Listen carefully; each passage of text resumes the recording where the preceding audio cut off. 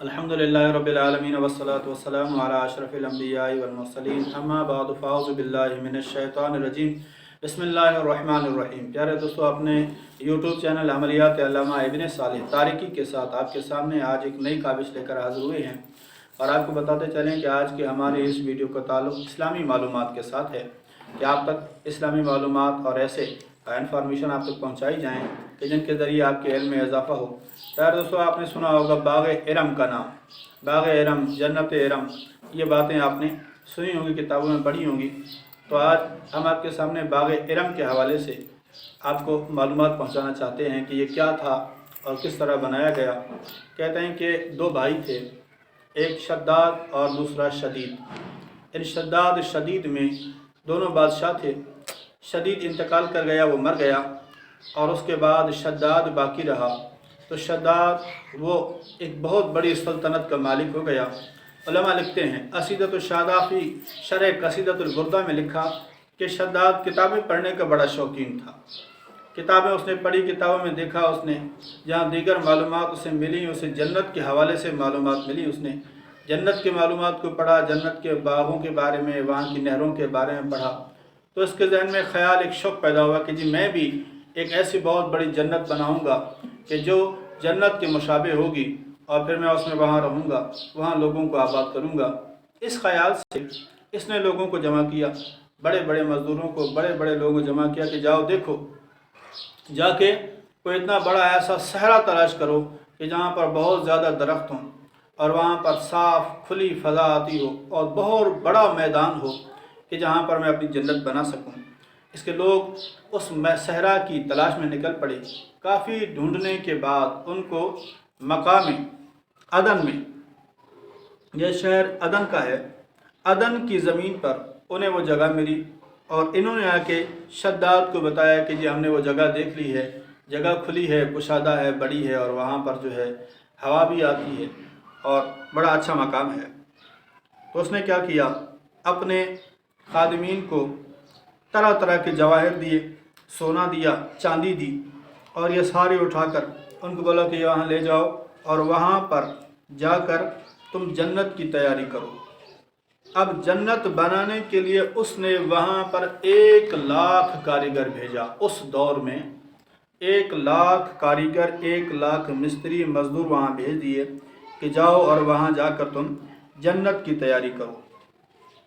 फिर जब वो वहाँ गए, उन्होंने जब उसको बनाना शुरू किया तो उनको हुक्म दिया गया कि इसमें तुमने इसकी दीवार को यूँ करना है कि इसमें 1 ईंट सोने की लगानी है और 1 ईंट चांदी की लगानी है। इस तरह तुमने इसकी दीवारें बनानी हैं।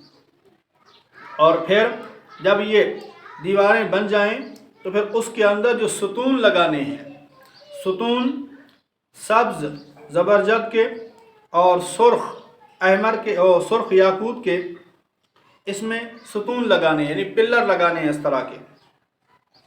और फिर इसके ऊपर इसके साथ बहुत बड़े महल बना दो और कमरे बना दिए जाएं जो खालिस सोने और चांदी के साथ बनाए होने चाहिए।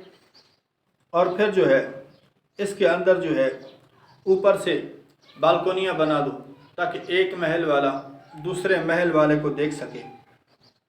और फिर अपना महल सबसे बुलंद बनवाने के बाद उसने अपने महल के आसपास इर्द गिर्द उसने अपने वज़रा के लिए महल बनाने का कहा, और उसके वज़रा 1,000 वज़ीर थे उसके, शद्दाद के। उसने कहा मेरे इस महल के आसपास 1,000 महल मेरे वज़रा का बना दिया जाए, और वो भी इसी तरह से बना दिया जाए। वो बना दिया गया।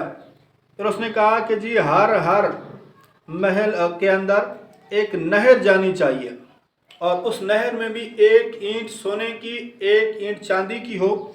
इस तरह नहर बना दी जाए, और फिर उस नहर के अंदर एक नहर ऐसी हो जिसके अंदर दूध बह रहा हो, एक नहर ऐसी हो जिसके अंदर शराब बह रहा हो, एक नहर ऐसी हो जिसमें शहद बह रहा हो। ये नहरें हर महल के अंदर से गुजरनी चाहिए। वो भी बना दी गई।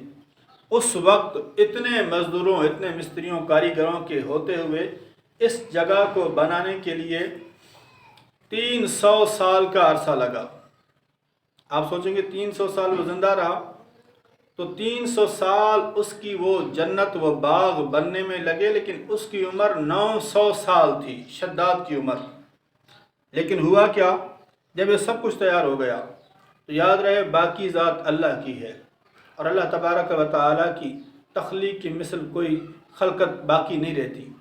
तो जन्नत बनाई अल्लाह ने है, ये अल्लाह की ताकत है, उसकी मिसल कोई बना नहीं सकता। और लाफ़ानी वजूद अल्लाह ताला का है, वो ख़त्म नहीं होता। कहते हैं जब ये बन गया, तैयार हो गया, लोगों ने उसे कहा कि चलो जी आओ, देखो हमने तुम्हारी जन्नत, तुम्हारा बाग बना दिया है।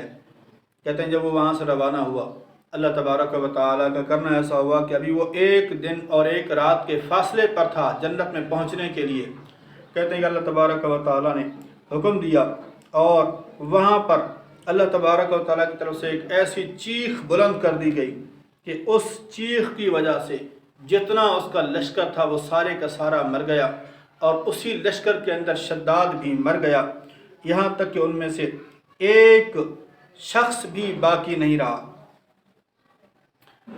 और कोई भी काफिर उस जन्नत, उस बाग में दाखिल होने तक बाकी नहीं रहा, बल्कि वहाँ पहुँचने से पहले अभी एक रात एक दिन का फासला था, पहले उनको हलाक कर दिया गया, उन पर अज़ाब नाज़िल कर दिया गया।